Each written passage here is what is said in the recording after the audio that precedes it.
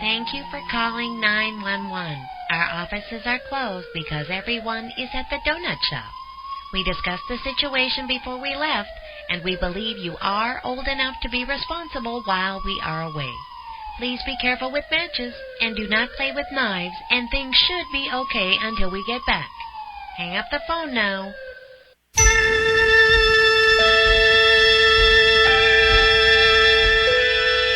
Space, the final frontier. Specimen gathering mission on planet Alpha 177. Mr. Spock is much stronger than the ordinary human being. Aroused, his great physical strength could kill. But it's a risk I'll have to take. Something bother you, Mr. Spock? May I say that I have not thoroughly enjoyed serving with humans. I find their illogic and foolish emotions a constant irritant. Unlike you, we humans are full of unpredictable emotions. Love, tenderness. Yes, yes. If I seem insensitive to what you're going through, Captain, understand. It's the way I am. Don't be afraid. Here's my hand. Hold on. You are beautiful. More beautiful than any dream of beauty I've ever known.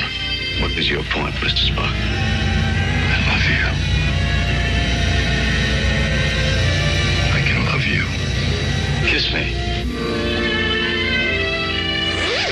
You're out of your mind. The prospect appeared quite attractive to you a moment ago. You don't really want to hurt me, do you? Put that thing away. No, I don't think so. No, I can. It's painless and quick. Entry made by Second Officer Spock. Possible we may have hit the wrong entry point. Yes. Very well, Captain. Try again. If it pleases you. What are you waiting for? Hurry! If you'll excuse the intrusion, Captain. Bury the hatchet. An appropriate choice of terms, Captain. I won't fight you anymore.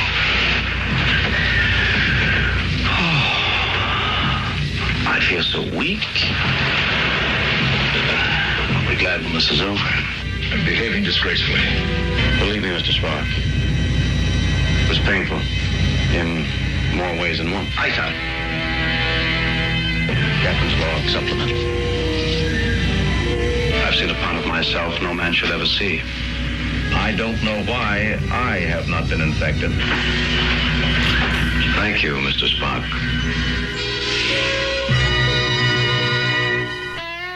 Hi, this is Ken Elliott. When I'm floating around the universe, I always try to tune in to Rob McConnell. Hi-ho there, Twinkie Frog on Sesame Street. When I want to find out what's going on with UFOs or ghosts, I listen to the X Zone with Rob McConnell. This is Les Corrigan from Target Internet Development. You're listening to Rob McConnell on the X Zone Radio Show. This is John Hogue, prophecy scholar, and you're listening to Rob McConnell in the X Zone. Welcome to the X Zone, a place where fact is fiction and fiction is reality. Now, here's your host, Rob McConnell.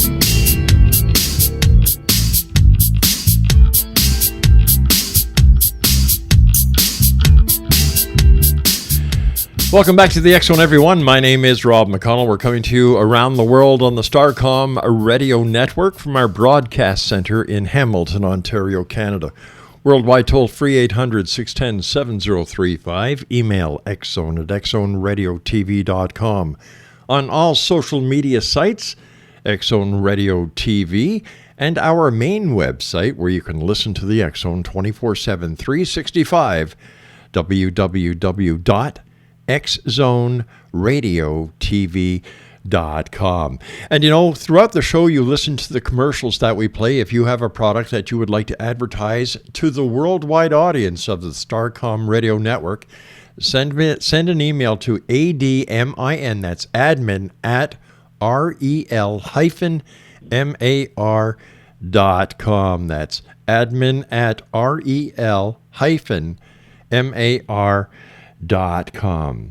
As everyone knows who's listening around the world, that on June 26, 27, 28, in Brantford, Ontario, which is just down the highway from Hamilton, Ontario, is going to be a Canadian event, a first Canadian event, bringing so much talent, so many experts, so many researchers, so many people who just are so diverse But they're all looking for one thing, the truth. Getting the information from other people so that they can share it with everyone out there. The truth is out there. And so many people like myself want to believe. We want someone to come, knock on the door, and say, Rob McConnell, here's the proof you've been searching for 24 years doing the X Zone radio show. Rob McConnell, here's the proof that you've been looking for publishing the X Chronicles newspaper with for 24 years. Rob McConnell, here's the proof that you've been searching for doing the X Zone TV show.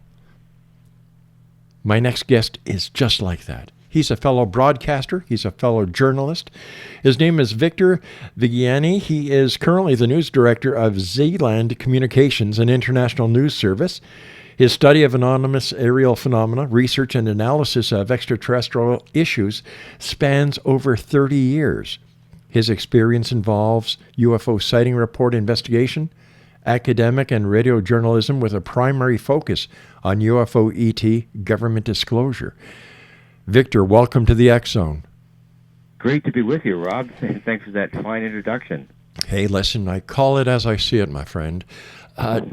Tell the audience about yourself, Victor, and why you do the great work you do when it comes to UFOs, ETs, getting the word out there and trying to get the all-important smoking gun when it comes to government disclosure. Well, essentially, my background, I've been involved in this now just about 40 years now. Wow. After reading a book by Jacques Vallée back in 1975 and being totally consumed by the issue and realizing, Rob, that this was not about, initially, I suppose, people get involved in this kind of thing when they think about, UFOs, lights in the sky and all of that. I did do a little bit of that, but eventually I got to realize, Rob, that this was not about lights in the sky. It was about the lies on the ground. And we know right now that this is not a nuts and bolts issue. It's not about UFOs, really. It's about government mendacity, media mendacity, and the way we've been lied to in a perfected and orchestrated way by our government and by the media. And that's why I'm involved in it. The fact that these things are real is a given for most of us and for a large proportion of the population who investigate this with any kind of degree of assiduousness or the realization that we're being lied to. So that's why I'm involved in this. The fact that constitutionally, Rob, we've always been, as a democracy, we've given the right to our government to keep secrets, and we know that. Democracies do that throughout the planet, but they've never, Rob, been given the right to lie to us, and that's why we're involved in this. Let me ask you this, Victor. Here in Canada, we have a democratic society. The United States, they also have a democratic society. How is it that the government, whether in the United States or Canada, let's just focus on these two great countries. Mm-hmm. How can they get away with what they're getting away with? For example, look what's happening in the Canadian Senate with the RCMP investigations and the charges that are being levied. Of course, yeah. When it comes to ufology, Wilbert Smith, way back when, Project Magnet, he said, hey, listen, this is what's really happening. You've got Stanton T. Friedman, who lives in Fredericton, and he's a dual citizen. Mm-hmm. He says, look, the lies are being hid. You've got guys like Stephen Bassett in Washington who's doing everything he can to end the truth embargo. We have you up here, Paul Hellyer up here. Mm-hmm. How can this keep going on when there is so much power, so much strength being targeted at this conspiracy, this truth embargo, by such credible people? So I guess you're asking how this is happening. Well, I think that the question is easy in one way, but it's difficult in another. The easy way around explaining it, Rob, is that over the last 66 years now, a concerted effort and an orchestrated effort by media and government has been put in place to ridicule the whole issue, and they've done a fine job of doing that over the last 6.5 decades. The Canadian media, the American media, the worldwide media has put in place a series strategies and objectives in order to totally discredit any public discourse about this so-called phenomenon of UFOs. And it's been an extremely successful strategy. They've done a great job of orchestrating the ridicule around the non-believability of what's going on. So that's the first thing that people have to understand, that no matter how this issue is brought up, be it on radio, be it on television, be it in magazines or newspapers, the automatic response by the public, because of the governmental orchestration of ridicule, the automatic response is this is nothing but garbage and just silliness and hoaxes and confabulation and hallucinations. And the government has done an excellent job of doing it. And in one way, I've got to commend them on the success of their strategy, because they've done a great job of doing it. CBS, NBC, ABC, CBC, even in Australia and throughout Europe, everyone has done a great job in making sure this issue takes a back seat in the form of ridicule, so that no one really believes what's going on. So that's the first thing we have to understand. And the next thing we have to understand is that our government, and when I say government, I don't mean the poor souls sitting in the seats in Parliament. The people in Parliament and the Congress, they have no idea what's going on. They don't have a clue about it. It's the backroom boys. It's the shadow government that's controlling and compartmentalizing all this information so that it never gets to the point of public discussion, public dialogue, public discourse. So they've managed to keep this thing below what I call the glass ceiling, Rob. Right. We can talk about this on your radio station and regional radio stations and all of that. And it's allowed to talk, it's the biggest secret that's talked about, Yeah. But it will not pierce what we call this glass ceiling. And above the glass ceiling are entities like the mainstream media, 60 Minutes, Dateline, and all those major news broadcasts that will, if they took this on as a serious issue, would crack that glass ceiling and make it evident that we are in fact being engaged by extraterrestrials and off-world civilizations. And our job is to crack that glass ceiling. And right now, unfortunately, we've only made a small dent in it, but that's our work right now, to make sure that we crash through at some point this glass ceiling. When you've got people like the Honorable Paul Hellyer, the former Minister of Defense, the former Deputy Prime Minister of Canada, who openly says, hey guys, they've been here. Nobody takes it serious. Like, why isn't the CBC, CTV, Rogers, and any other network in the alphabet soup can getting on top of this and saying, this guy knows what he's talking about? He has been there.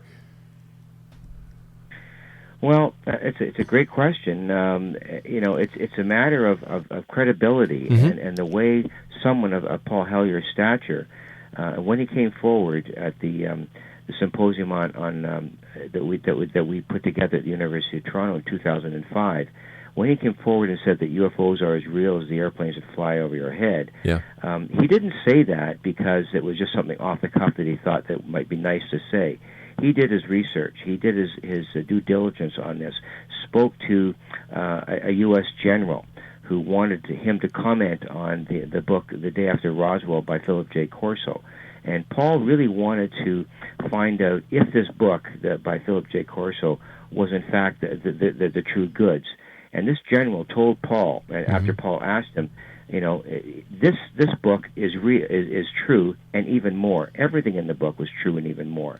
So that's all Paul needed to have to go forward with what he said. Now, as to why the media doesn't take it seriously, I repeat again that no matter what kind of credible information we have, Rob, that comes forward, doesn't matter if it's John Podesta, which we can talk about at some point during this broadcast.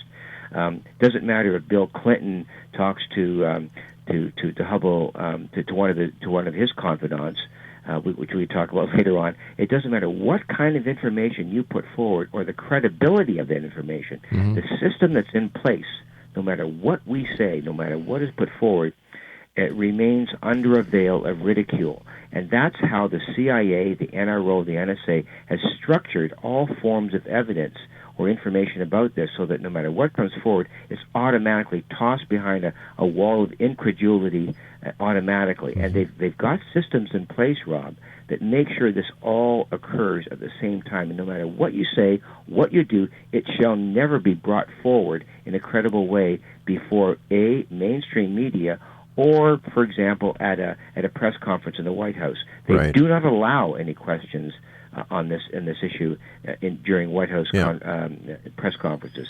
So there's a well-orchestrated mechanism in place so this will not crash through the glass ceiling. You know, look what happened with the Phoenix Lights.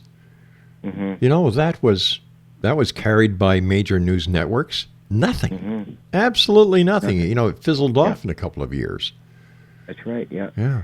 Yeah, Lynn Katai, a very good friend of mine who we've interviewed on our radio broadcast several times. Mm-hmm. I mean, she's of the same opinion as you. Like, why is this happening? We've got the goods, we've got the film, we've got everything here.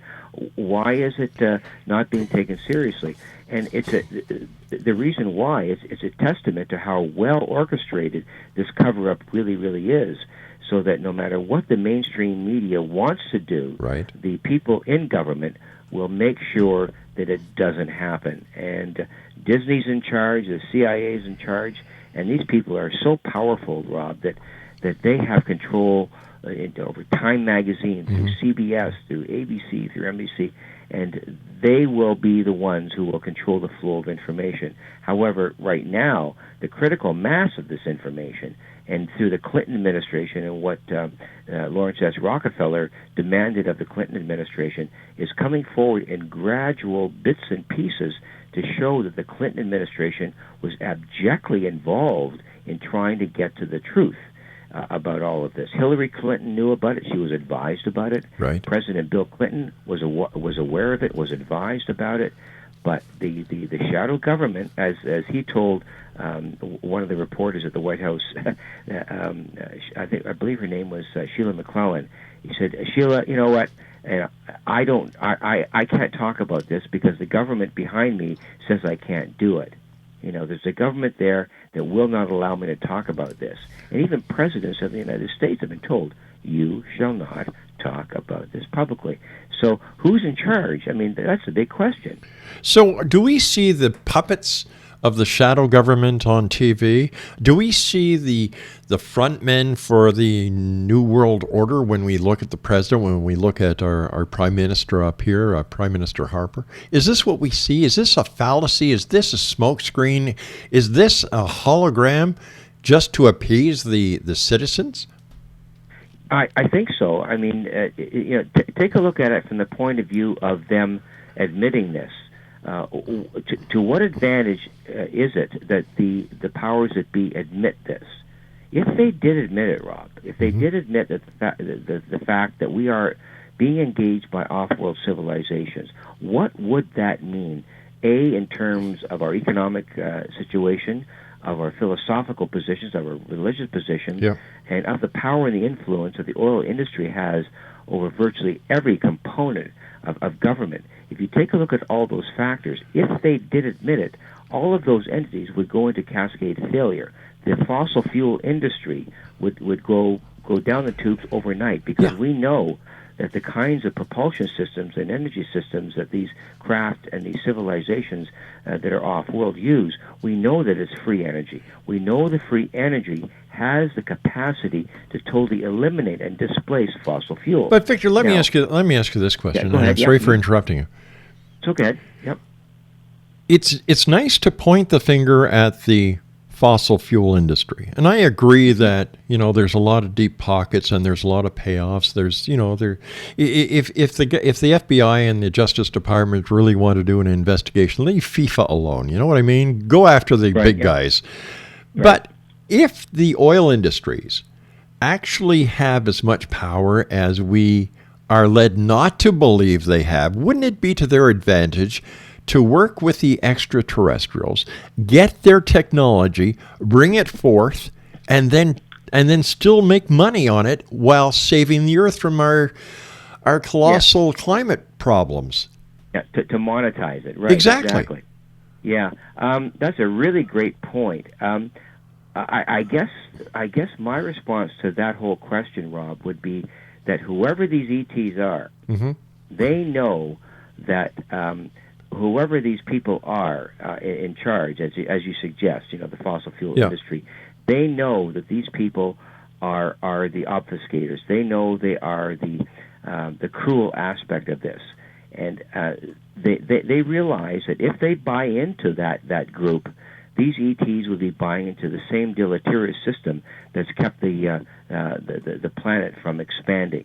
And I don't think whoever these ETs are, and I don't have, I have no corner on who they might be or knowledge about that, but I think they are of a consciousness level that will not allow the planet to continue to be controlled by these deleterious factions who control everything on the planet. And I'm talking about people who control cures for cancer, cures for DNA disease control, manipulating our DNA so that dysfunctions within mental disease or any kind of disease. This is not within their realm. The people that are in power do not want these things to come about. However, the extraterrestrials, as far as I'm concerned, and that I've been told about through contactees, the extraterrestrials want this realization for our planet. They want our planet to engage them as a universal body, to engage this idea that there is much, much more to the economic system than we're being told, and that our economic system is holding us back from the realization of all of these more or less altruistic sort of expansions of the human consciousness. And the other thing that's important here to understand is that because of who these beings might be and what they have to offer, and they've been doing this for generations on other planets, there's no doubt about it, we are on the next step of evolution of the human species. And that's what these ETs are bringing towards us as a civilization. We have the option to reject or accept the next step of being on the threshold of our next generation of evolution as a species. Now, the fossil fuel industry cannot compete with that concept. We need to move forward as a human species and reject fossil fuels as an entity, and not have the people who are in charge of fossil fuels commandeer this so-called free energy for their own purposes. And we need to address those issues very, very seriously, so that the people who are in charge right now that are screwing up the planet do not retain the same kind of control when the whole free energy system has become put in place. And I think the ETs are realizing this. They've done it with nuclear weapons. They've told us that no nuclear weapons shall be employed on the planet, and they're making sure that these things are shut down. I know the story about Bob Salas and what happened at his missile silos, and I've heard the other stories pertaining to other nuclear shutdowns. But if this is the case, Victor, if these ETs are so concerned about us as a planet and what we're doing to ourselves, why don't they just make their presence totally known and say, you know what, guys, we've been watching you for 100 years. You guys are screwing up major. Look what's happening with North Korea, how they're building up their nuclear arsenal. Right. Look what the Chinese are doing by building up these islands 600 miles off of mainland China, which puts them in invasion position to the United States. Yeah. With what's going on in the Middle East and how close Iran is to nuclear capabilities, whether or not they say they're going to get into this agreement with the United States, which I don't see happening. You've got Israel that is worrying about what's going to happen. Should we wait to see if Iran's going to abide by this new agreement, this new accord, or should we just go in and take out their nuclear facilities? If we have these peace-loving ETs watching us, and they've been watching us for 100 years, whether or not Big Pharma likes it, whether or not the oil industry likes it, whether the military industrialists like it or not, why don't they just say, guys, their UFOs land, they get out, and they say, we are going to take it now. You've screwed up. Why don't they just do that? Well, I think that what you've just described, Rob, is a tremendously comprehensive overview of the planetary situation, and that's our messy backyard. Yeah, we've dumped all over ourselves in our own backyard, And we're doing it every single day in every single way, shape, and form. Putting plastics in the ocean. Oh God, yes. The chemtrails and putting chemicals in our sky, and what Monsanto is doing with genetically modified foods and with the pharmaceutical. We are screwing up our existence, and you know what that is? That's our own backyard, and we are in charge of it, and that's what we've done to ourselves. Now, the answer to the question, I think, and this is only a suggestion, is that it's a matter of free will, and we as a species are in charge of our own development. We are the ones who called all the question about what we're doing on our planet. And I think what the extraterrestrials understand in a very sort of consciousness level, it's up to us to decide what we want to do.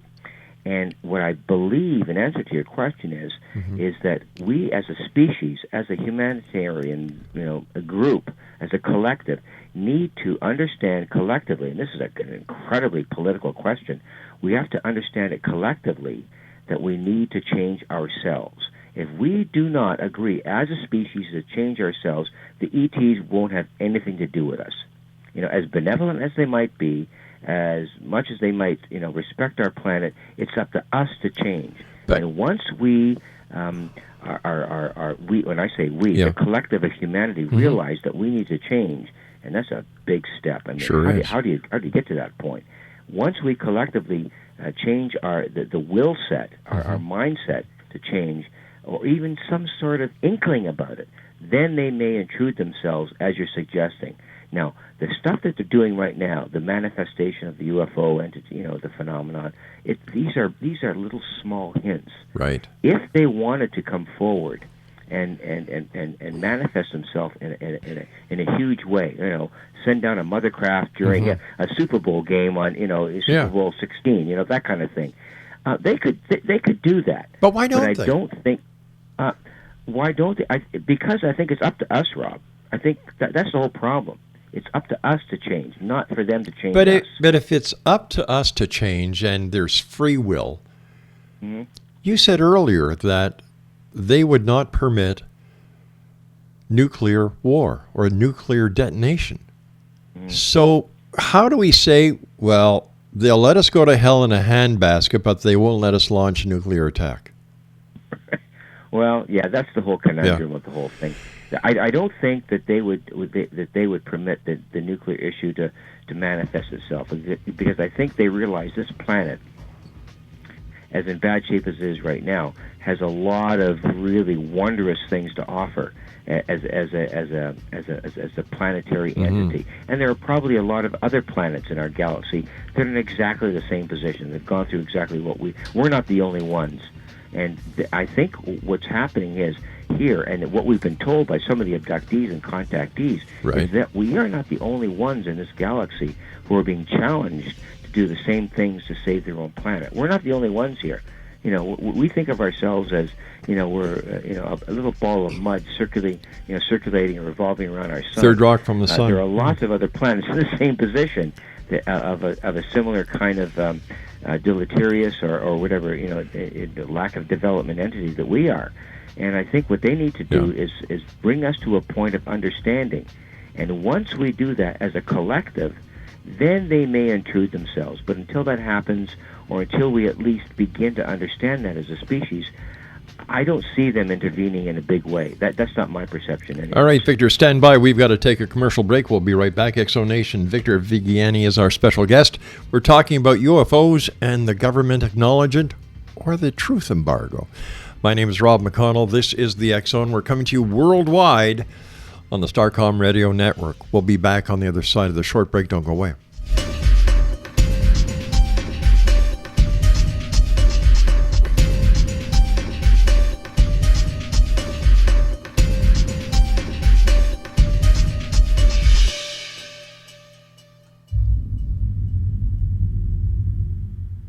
The Alien Cosmic Expo will be held in Brantford, Ontario, June 26, 27, 28, and will feature 24 internationally acclaimed experts and researchers of UFOs, crop circles, alien abductions, and much more in this 3-day 2015 summer Canadian event. Experts in the field of extraterrestrials and alien encounters, out-of-body experiences, past life regression, soul reading, psychic, and mediumship will all be presented with professionalism, integrity, and credibility, making the Alien Cosmic Expo the largest event of its kind in Canada for 2015.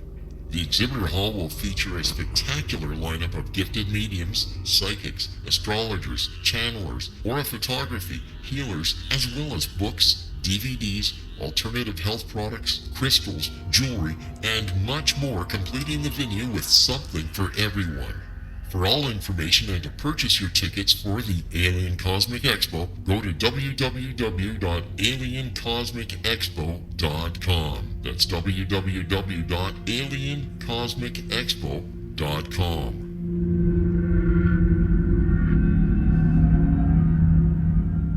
Little children aren't the only ones afraid of the dark. Millions of soldiers return from war zones with PTSD, anger, frustration, fear, and loneliness, much of which surfaces during the darkness of the night. You have the chance to change the lives of these American heroes. Songs and Stories for Soldiers.us provides free MP3 players for these men and women. With a list of 3 million songs in 16 different styles, 100,000 audiobooks, and 30,000 old-time radio programs, every veteran can find something to soothe and comfort them at no cost. All our players contain an 8-hour audio program designed to help veterans fall asleep. With 1,500 plus vets now participating, it's our goal to deliver 10,000 audio players this year. Go to our website at songsandstoriesforsoldiers.us. Help us help a veteran make it through the night. I'm not a Starfleet commander or T.J. Hooker. I don't live on Starship NCC-170 or own a phaser. I don't know anyone named Bones, Sulu, or Spock. And no, I've never had green alien sex. But I'm sure it'd be quite an evening. I speak English and French, not Klingon. I drink Labatt's, not Romulan ale. And when someone says to me, live, lie, and prosper, I seriously mean it when I say get a life. My doctor's name is not McCoy, it's Ginsburg.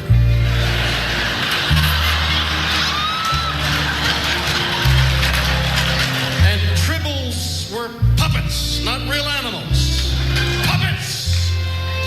And when I speak, I never ever talk like every word is its own sentence.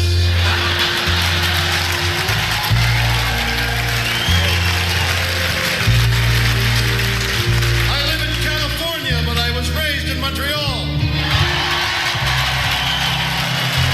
And yes, I've gone where no man has gone before, but I was in Mexico and her father gave me permission.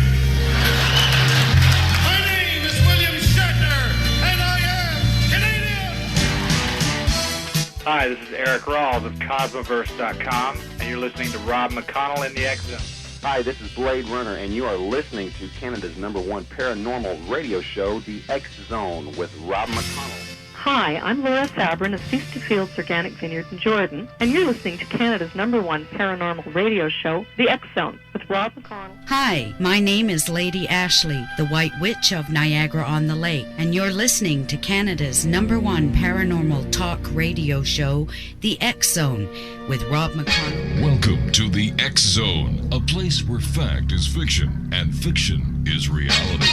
Now, here's your host, Rob McConnell.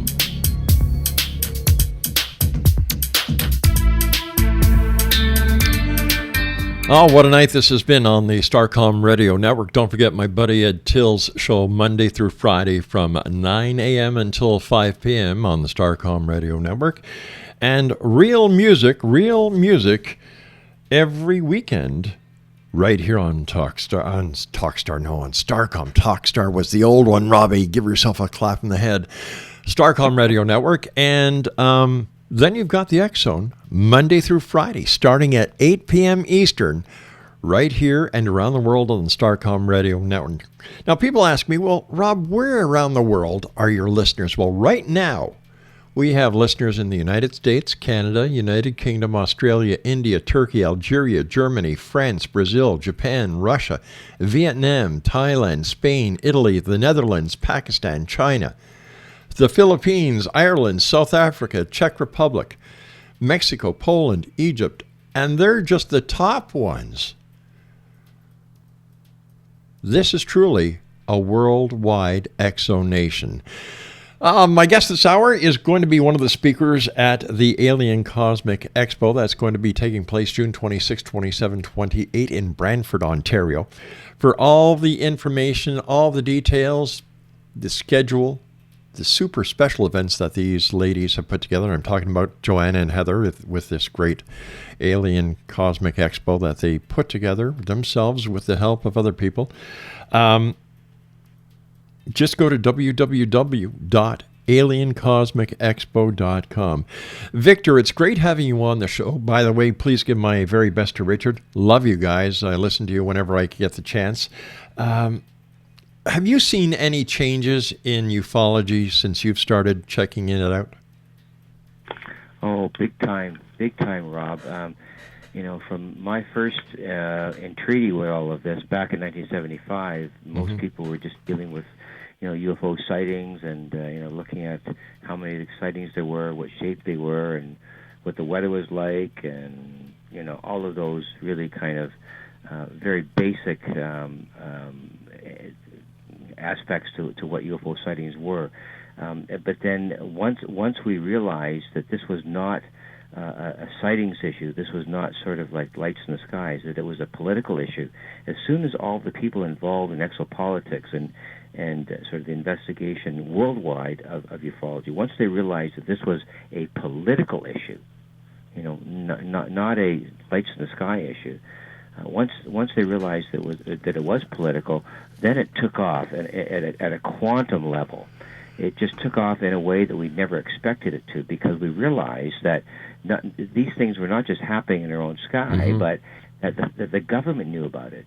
When I talk about government, I'm not talking about the people in the Congress or Parliament. I'm talking about the backroom boys, the compartmentalized groups of people who knew about these things: NASA, the NRO, the NSA, the CIA. All of the information, the documents that we got to because we realized this was political. We came to the understanding that this thing was something of an animal that we didn't realize to begin with. So once we realized it was political, it just took off in a totally different direction. And that's why I think we're at the point that we are right now. That's the change that's taken place. This is no longer about just sort of, calculating the number of UFO sightings per year, but why is the government withholding the information about this? That's the big question. Let me ask you this, Victor. With all the whistleblowers in every government, the United States, Canada, with all the computer hackers that are hacking into government databases, how come there has been no information released when it comes to UFOs? Well, I think that goes back to the point I made earlier about the government and the way they handle this, because they realize exactly what you've just stated. They know all of the information. All these agencies, as a concerted, coordinated. No, they're not coordinated. They're very compartmentalized. Right. I should restate myself on that. But the fact is that what they have done is denied access to all this information to mainstream media. And once the mainstream media that we depend on for virtually all of our information, on a daily basis, we do that all the time. You wake up in the morning, you turn on NBC, ABC, CBS, and you depend on that for your information. You will not hear about any of that on the mainstream media. So that's the way that the government completely controls us, and anything beyond that or below that is so speculative, so ridiculed that that the level of believability about it is sequentially and sequestered by the media, so that it will not come about that anyone could consider it as valid information. All right, so let me throw another hypothesis at you. Sure, go ahead. If Russia or China or North Korea wanted to put a big pain in the government's neck, whether it be Canada, the United States, or Great Britain, all they would have to do is get a guy like Edward Snowden to hack into the computer systems. Or China has their own hackers, Russia has their own hackers, and release the information proving beyond a shadow of a doubt that the government of Canada or the government of the United States or the government of the United Kingdom have actually been suppressing this information, that UFOs are in fact real. The governments have been working with the extraterrestrials for a number of years. They would blow it sky high, and you would think that in today's political atmosphere, its political arena, that this would be a big coup for any government. And yet, the United States government could not stop it. The Canadian government could not stop it from happening if it was to be released. And yet, nothing. You raise an excellent point. And I think that what's happening here is we are gradually moving towards, and thank goodness that the internet is in place the way it is. If the Chinese government, or even the Indian government, or any other, I'm not talking UK or France or anything like that. If some of these other governments were to decide, you know what, we're going to blow the doors open on this, I'm not sure what's holding them back. I really don't have a good handle on why China just doesn't say, we know what's going on, and we've known about this for years. I just do not know why. And many of the people in the exopolitics community and the research community, we cannot figure out why some of these governments aren't going rogue on this. Yeah. And I think that's a testament to whoever the cabal is, and whoever these people who are in charge of the dissemination of information about either the banking system and the economic system and all of these things, the chemtrails and all of that from coming forward, they must have a level of influence, Rob, that supersedes and just goes way beyond any kind of influence that we are aware of. And I'm convinced that these people are so powerful that it will take an act of God to crack through what these other governments, as you suggest. Why not just blow this open? Yeah, exactly. And I think it's a testament to the control that the cabal has about this. Now, I'm not sure about that, but the idea that you're suggesting is, why don't these governments that come forward on this? And it's to their advantage to do that. It really is. Would you not agree that? I totally agree. I totally agree, and this is the most perplexing part of it. Happen? Right? Is it possible? Is it possible? It's not happening because nothing's there. Yeah, my estimation right now at this point in time, it's not. You're really kind of pinning me down here, but that's a great question. I don't think it's possible because of the control the cabal has, and how influential they are. We really do not know, and it is indeed a testament how powerful these people are. But I can assure you, at some point, the critical mass of this information will come forward. Now, what it will take to do that, who the hell knows? Yeah. It's a really, really deep question. What makes you so sure, my friend, that there is something there? That it's just not all smoke and mirrors. It's not a conspiracy or cover-up that is being maintained and perpetrated by the UFO community to keep their little club together. That's another good. You're talking about a total fabrication here, and I think the information that we have from astronauts, from military people, from government whistleblowers, and all the documents. I mean, we know for sure, Rob, that all the documents that I've read, and I've read the Canadian documents. The Canadian archive is well over 9,500 files, and the CIA has that much more. I've read them. We know that that all the documentation points to the fact that we are being engaged by off-world civilizations. That's a fact. We cannot dismiss. Well, that. wait a sec. You say it's a fact. Where is the proof? Or remember that old Wendy's commercial? Where's the beef? Yeah. Where's the proof of the files? Of the existence of extraterrestrials visiting this planet. Well, no. I guess what I'm saying, Rob, here is that these files do not, in fact, attest to the fact that we're being visited. Well, what they attest to is that all the governments, the Canadian government, they have been engaged in talking about this for over 66 years. And why? Sure.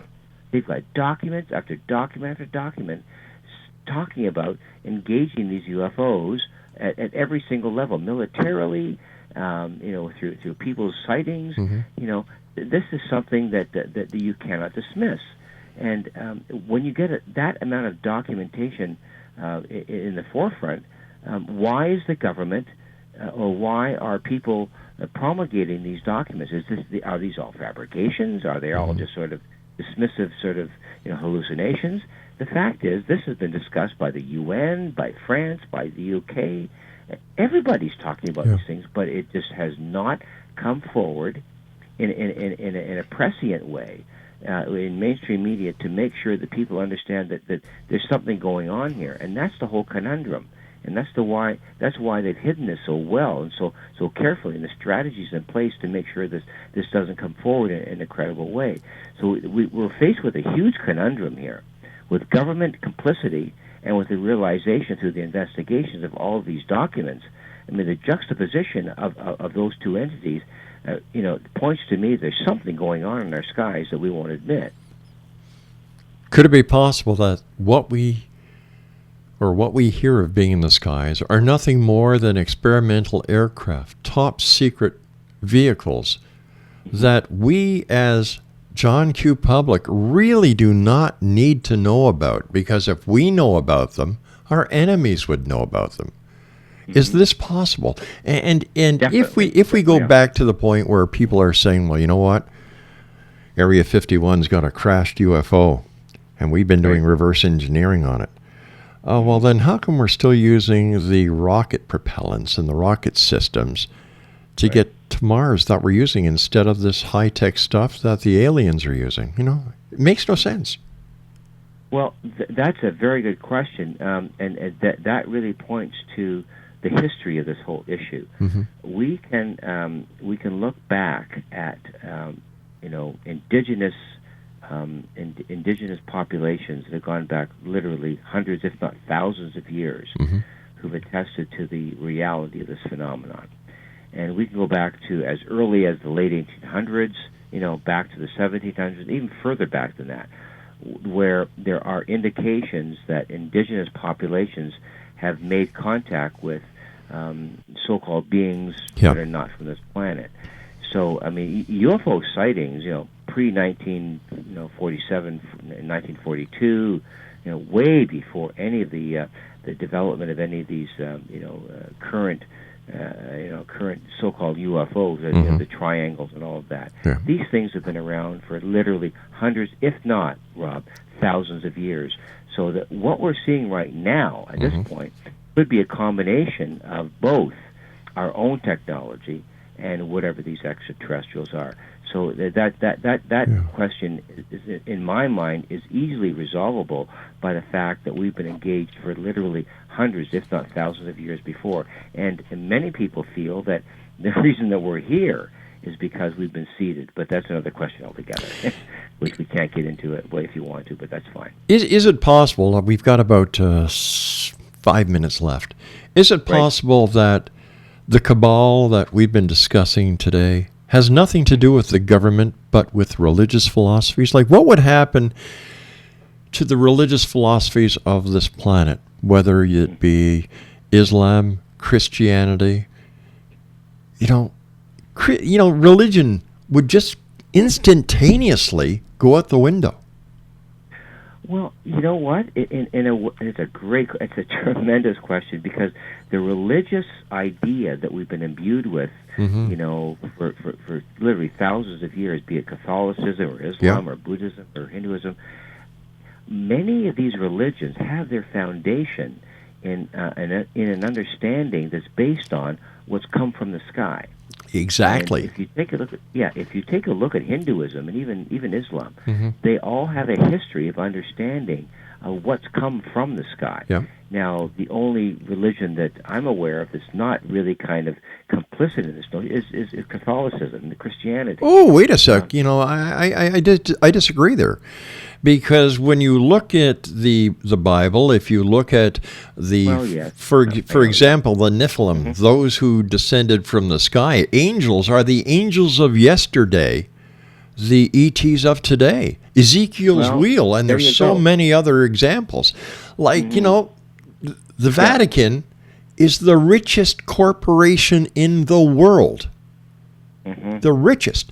And if it was to be found out that everything that they've been teaching, preaching, and you know, talking about God, Jesus, you know, the Creator, were actually ETs, man, they'd be out of business in a second. Plus, you know, what does that mean about, you know, in God we trust?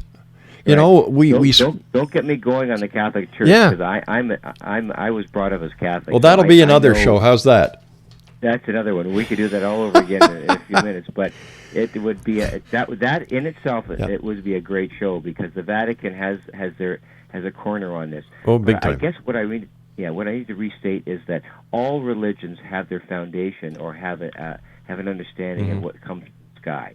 Yeah. And I think that realization that we've been engaged for literally thousands of years is something that we really need to consider when we try to understand what this UFO issue is all about.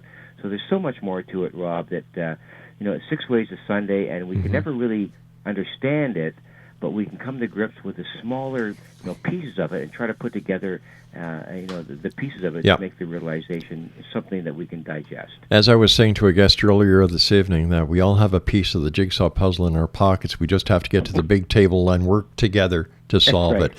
Victor, you're going to be at the table. You're going to be at the Alien Cosmic Expo, June 26, 27, 28. I look forward to meeting you. I've thoroughly enjoyed our chat here this evening. Please, once again, give my best to Richard. I love your show on what you guys are on. Let me see. What station you on? Oh, 740. That's right, AM 740 here in Toronto. Zoomer Radio. All right, you take care of yourself. Thanks so much for joining us. It's been a great pleasure, and keep the great work up. Keep them honest, my friend. We will do that. And thank you, Rob, for the opportunity, and good night to all of your guests, and thank you very much for having us on. It's my great pleasure. Have a nice evening, sir. Bye now. Bye-bye. Well, there you go, Exo Nation. Another wonderful night here on the Starcom Radio Network. There are so many facets to the UFO phenomena. You know, I walk the line in between. I've never seen... Well, I saw something in the skies over Montreal when I was a child that got my interest in UFOs. Was it a spaceship? Was it something I couldn't understand? What was it? I'm still trying to get the answer. And you know what? I want to believe. I really do. But I want proof. I want somebody to come on my show and say, Rob, meet me at such and such a place at such and such a time, and I'll show you the proof that you've been seeking. Maybe tomorrow night as we return at 8 p.m. here on the Starcom Radio Show. Starcom Radio Network on the X-Zone Radio Show with yours truly, Rob McConnell.